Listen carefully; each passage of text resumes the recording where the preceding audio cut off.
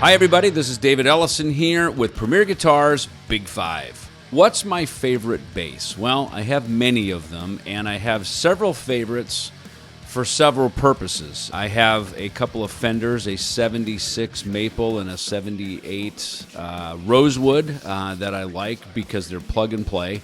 I think in order to be considered a real bass player, you need to have a Fender in your arsenal. One I bought when I moved here to Scottsdale to record the Euthanasia record for Megadeth.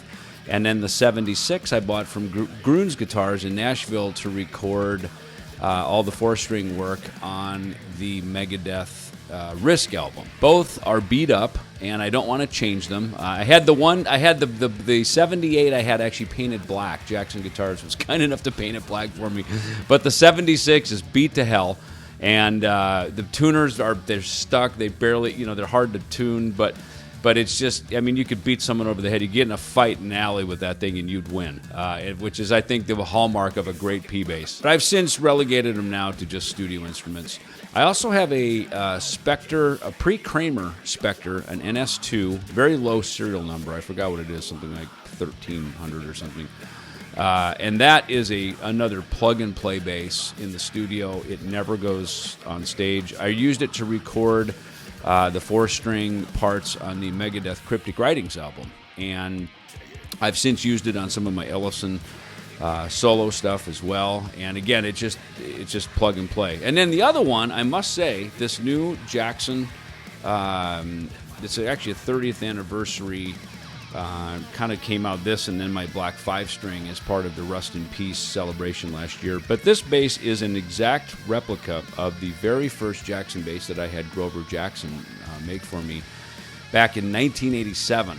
And they didn't even have the schematics for this. They didn't have anything. We literally built this bass off pictures of me that people had of me playing it on stage with Megadeth over the years.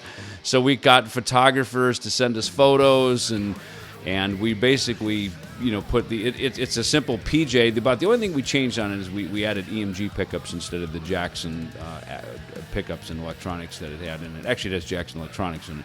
And then now we have a Jackson high mass bridge. But other than that, it is literally a replica of that very first bass, and I love it. I don't play a lot of 4-string when I'm performing. I mostly with Megadeth. I use 5-string most of the time. But this is a bass, again, kind of like those precision basses I just mentioned, kind of like the Spectre NS2.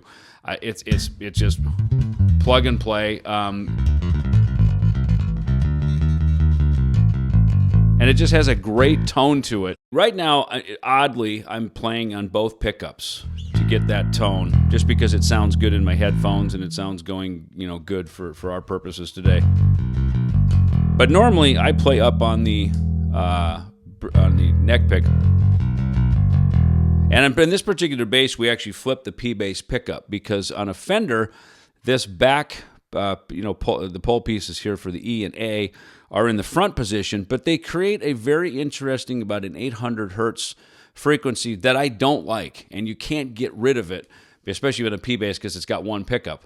And so by reversing this, which is how Grover made it for me, it actually puts the punch on the E and the A string back a little further. It has an extra punch, which to me kind of gets right down inside of the kick drum. So behind the kick drum beater is, if that's the concussion that hits you, my bass is the cannonball that kicks you in the gut. That's kind of how I look at it. So I like that position of that pickup. For me, a typical Fender instrument does not work in the thrash metal music that I've been known to play growing up, and in most of my hard rock metal tendencies, which need, and also active electronics help. And I found that to be really effective with Jackson when Grover made that first bass for me, and then I carried on playing Jackson instruments through much of the late 80s, early 90s, and again, the last 10 years or so, I've been using them as well.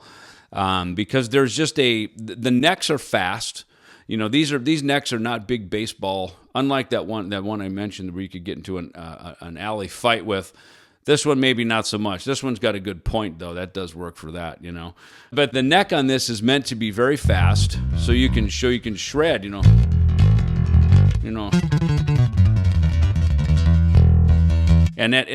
I like that about it, that it's a shredder bass. My Desert Island album, usually these questions come in, like, what are your top three? And I would fight for jockey for position and probably two for sure. Kiss Destroyer, because that album made me want to go be a rock star. Even if I'm sitting on a desert island all by myself, I would still listen to that Kiss record because I'd want to go be a rock star, even if the entire planet was dead and I'm the only survivor. I was 11 and a half years old. I'll never forget it because I actually went on a vacation with my brother to Washington, state of Washington, to Seattle to see some cousins of ours. And we went into the record store and we were each going to buy an album. I remember my brother bought Elton John, Goodbye Yellow Brick Road, and I bought Kiss Destroyer on cassette. And it's funny because in the little town that I grew up in, Jackson, Minnesota, we didn't have record stores. We had the drugstore where you would go and you could get everything from a toothbrush to your prescription to some shampoo and a Kiss album. and that's what I would do. I would go in and I would go straight over to the album and 8-track section, and they had some cassettes, I believe. And I would just stare at these albums that, I think were $5.99, maybe $6.99 was the price. Maybe Kiss Alive double album might have been $8.99. But I would just stare at these albums and albums. I bought many records and became fans of many bands because of the album covers. And that Kiss, there was Kiss Alive, which, come on, that just sold you on the whole thing right there, right out of the gate because of the cover. But Kiss Destroyer, probably because it was a little more affordable. I think it was like $2 cheaper. That's why I bought that one on cassette. But right from the needle drop, right?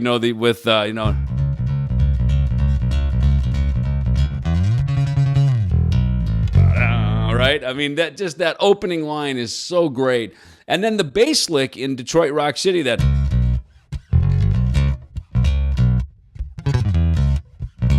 come on then. That is, I was like, that was otherworldly. I was like, how does he play that fast? How could he do that? And I didn't learn that lick for many, many years, decades after I'd been playing. I was like, I should probably learn that lick. But it's just so, just a nice pentatonic lick, and with the flat wound strings, just gave it this incredible punch. And you can hear a little bit of finger noise on the flat wound strings, which I just thought was so cool. Even, shout it out loud. To have the bass harmonizing up there with the harmony guitars.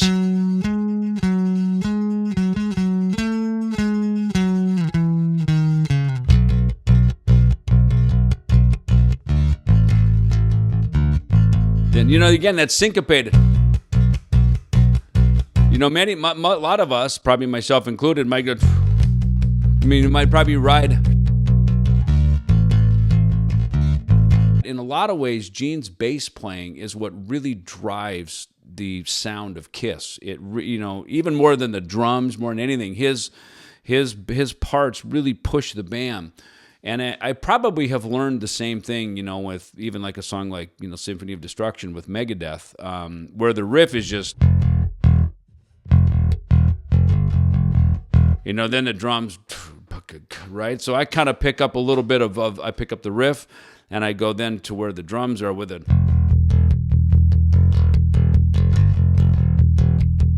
Given that driving, that pulsating, push all the time on it. And I think that, maybe subliminally or intentionally, I probably learned some of that from Gene's parts, is that it's sometimes not always the flashiness of the notes, it's the cleverness of the notes and the constant torque and push of the bass inside of the band. If by chance I could sneak a second one in, it would absolutely be Billy Idol Rebel Yell, which to me has just some of the greatest bass playing on the whole record. Everything from Eyes Without a Face to, of course, Rebel Yell.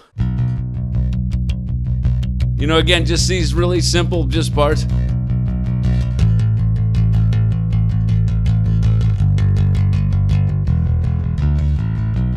And it's funny because I recorded that on this no cover album that I did with for the Ellefson band. And it was interesting when I was recording it because I've learned over the years, simple parts are not that simple when you have to just really be on it and there can be no, difference in the inflection of the part. And so listening to, Rebel yell, there's a kind of a palm mute. There's a little, and it's very even. There's, and the tone always breathes. The part always breathes. And it just locks in with the drums. And, after 3 minutes of that, and it's with I play it with a pick. I assume it was played with a pick. It sounds like it is. I don't know for sure. But that is an album that, to me, every song is great. Every note is great. Every part is played perfectly. And it's just a record, that many years into Billy's career where he really, it all just came together, and it's just one of those all-time best-selling records of pure greatness. What's my biggest guitar bass culture pet peeve? For guitars, it's having too much gain. And it really starts to become apparent when you're making records. Because I myself, being a sort of part-time hack guitar player, I love distortion because it hides a multitude of sins, including just bad playing. And of course, you don't have to hardly even touch the guitar and the thing just plays itself because you can just, shred. Along with that, it leads to kind of the second pet peeve of mine, which is probably more on guitars than bass. But it's sort of the bedroom shredder, where it's just incessant licks and notes and, sweep picking and shredding. I remember, probably by 1990 when Megadeth was doing Rust in Peace, that was probably the most complex record out there. Maybe followed shortly after with, Dream Theater's, their debut record and stuff like that. And of course, we all grew up with Rush and Iron Maiden and all this stuff. But there's a soul that goes to the notes, and I've been blessed to be in a band that has featured some of the best guitar players in the metal genre in Megadeth. Marty Friedman, Chris Poland, Kiko Loriero, Chris Broderick, the list goes on, Al Petrelli. And one thing about every one of these guitar players is that there's a soul behind the note. There's a purpose for it. It's not just just an incessant bunch of notes. Chris Poland is basically Jeff Beck reincarnated. Marty Friedman can land on any note, right, wrong, or otherwise, and bend it into tune so that it becomes a legal note because of his ear and just how he feels a note. Dave just rips from the gut, in his playing. So, as a bass player who's obviously around guitar players a lot, the ones who just shred incessantly it's a very inward focused performance, right? And when we're on stage, everything needs to be an outward performance, right? It needs to go out to the audience. One time I had a thing that I was showcasing for some friends that I was playing in, name to be withheld. But I remember the guitar player, when it came time for his solo, rather than going out to light it up, he went back to his amp and he kind of pulled back into a cocoon, right? And I remember the guy who was sort of critiquing our audition pointed that out. He said, "Hey man, you're like the lead guitar player. When it's your time, step up, give it to us, punch us with it, right?" Mm-hmm. But instead he pulled back. And that to me it's funny, it was a body language thing about what the guitar meant to that person. That the guitar was it was their kind of personal time, which is fine. But when you're on the stage, it's about them. It's about the audience. It's their time, and step out and give it to them. And I think I've always been a bass player like that. So same thing I think with bass playing. And I discovered this when I was growing up in jazz band, learning to solo over the changes, as they call it. And the riff in heavy metal is the equivalent of chord changes in jazz, by the way. And can be just as complex because key centers can move within riffs and so I admire the great guitar players who can solo over riffs because it's not always as easy as it sounds. But with bass players, it's the same thing. It's kind of like we don't shred and do this kind of stuff like lead guitar players do. But I like bass players who really push it to the front and get aggressive and are able to be part of the front line. For me, Steve Harris is probably the ultimate example of that, because he's not the singer and he's not technically the front man of the band, but he is the front man of the band. I mean, even with his whole thing that he does, it's like the bass player's in the house, and of course it's his band. He writes the songs and he's the boss, So he gets to do that. Most bass players don't get to do that. But as a bass player, my pet peeve would be, probably underplaying the role of the bass. And I'm lucky that I'm in a band where the bass parts are featured and they're always out front and kind of like an orchestra. Every instrument in the orchestra is featured at different times, and I'm really lucky that I get to have that experience in my career, to be pulled to the pushed to the front at the front, because it's in my nature to want to be out at the front where everybody else is having all the fun. I think of like Huey Lewis in the News, right? Bass player is cool. He's got his shades on. He's just kicking into the back. And that's his role, because anything other than that wouldn't be appropriate, right? Yet there's a charisma to his playing. There's a charisma to his look. Cliff Williams from AC/DC is another one. And maybe Ian Hill of Judas Priest. These guys are in the back, probably intentionally, to be out of the way of the guitars and the vocalist. And these are 5-piece bands, so there's kind of an off balance of the look. So having the bass player to the back is fine, and they settle in. But even Cliff Williams, when it comes time to play, like Sin City, there's this nice featured break, right? And normally the guitars are doing that, and he's kind of holding down the root underneath it while the guitars are getting all the glory, and it sounds awesome. Ian Hill does the same thing in Judas Priest, especially during the big years, Tom Allen producing the records. He found space for everybody, and one of the ways to do that was to pull the bass back. You got another thing coming, as soon as that starts with the bass and drums, you can kind of, you know what song it is, before the guitar even, no, right? It's either that or the Heart song. It's either one of those two, right? But as soon as it hits, as soon as that starts, you can kind of, you know right away who it is. And that's what I'm talking about as far as just, having this sort of charisma to the playing, right? And Ian Hill is a fantastic player. He's kind of more like a Jethro Tull bass player. He's got the incredible licks and parts. You can hear it in the earlier stuff. You certainly hear it on the more recent Firepower record. His playing, he does an amazing job of picking up just the pieces of the riff that are necessary to state the part, and yet then also pulling back and getting out of the way to lay down this nice floor to stack up these big, huge Judas Priest guitar riffs that we've become used to. You don't have to just be out front shredding and playing all the time. Shredding and playing is not what, in my opinion, makes a player awesome. It's the cleverness and knowing when and where to place the note. Which guitar hero of mine might shock my fans? I would say Trevor Rabin of Yes.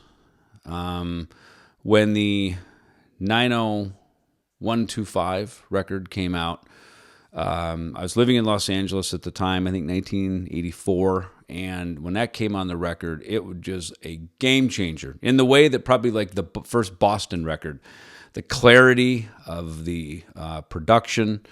And they had the Fairlight, which was a brand new keyboard instrument. And I remember when we were mixing the Killing Is My Business record at Crystal Sound Labs in Hollywood, that studio had just obtained a Fairlight. And I remember me and Dave and Chris Poland went into the other room where it was, and the guy was showing us kind of hitting these orchestral stabs and things on it, just like on the Yes record, like on Owner of a Lonely Heart. And I was like, oh my God, that's how you do that. Is the day of you could sample an entire orchestra and hit one key on the instrument, and it would on a keyboard, and it would mimic that of an orchestra or whatever it is you wanted to sample at that time. Sampling was a brand new concept then. So that record is one of my favorites. In fact, that one could go to the island with me. I am really glad that Trevor, obviously got that gig and let us hear his songs, because they were still to this day just amazing,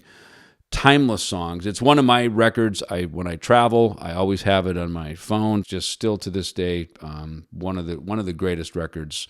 And knowing that Trevor's songs, number one, but also his guitar playing. I think his playing is incredible. He's one for sure that every time I hear anything of his, I listen to it and I pay attention. What's my secret weapon? There it is. If I need a path through, that's it right there, the plectrum. And I know there's a whole generation of discussion about the finger snobs versus the pick losers and, all this kind of stuff. How dare you play bass with a pick, But I just go to one simple thing. First of all, if you're in a funk band, learn how to pop and pluck. I mean, that's popping and snapping is part of what you do. That's why I don't play that type of music. It's not in my heart and soul to play that kind of music. And I know the technique, but I haven't applied it that much. I can play with fingers.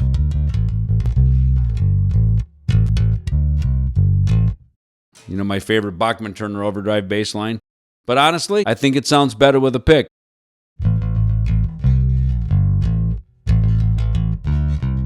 There's a clarity to it that pops out. And every time I go in the studio, usually I plug my bass in and I'll start kind of playing.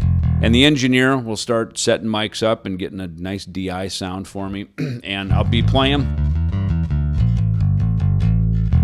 And then we'll put the probably Pro Tools session up and we'll start playing along to the track. And for a minute, maybe I'll lay the pick down, right? And right away he'll look at me and go, "What did you do? What did you change?" And I went, "Oh, I laid my pick down. I was playing with my fingers." He goes, "Don't do that. Use the pick. The pick sounds better."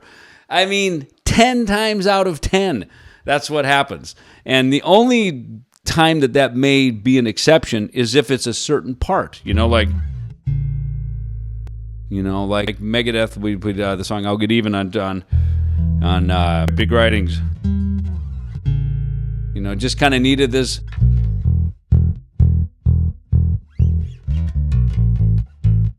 Just kind of needed the sensitivity, right? And so the fingers work good because it just plays well to the part. It's the sensitivity of the nature of the part. In the middle of Truss.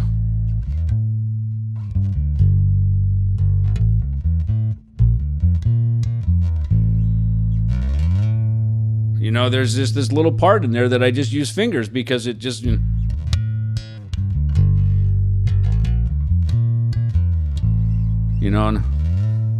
And it's just what it needs for the part, It doesn't need to just that would be too much. That would be obnoxious, and it'd be like, whoa, take it down over there, David. So there is a time and a place, even in a big thrash metal arena rock show, to use fingers. It's fine because it creates part of the theater, I call it, of the part. But this here, when needed for volume, for tone, for aggression, and mostly to be heard, especially with the loud people that I play with drums and stacks of amplifiers, that one little thing right there can save the day. So that's why I go for the plectrum.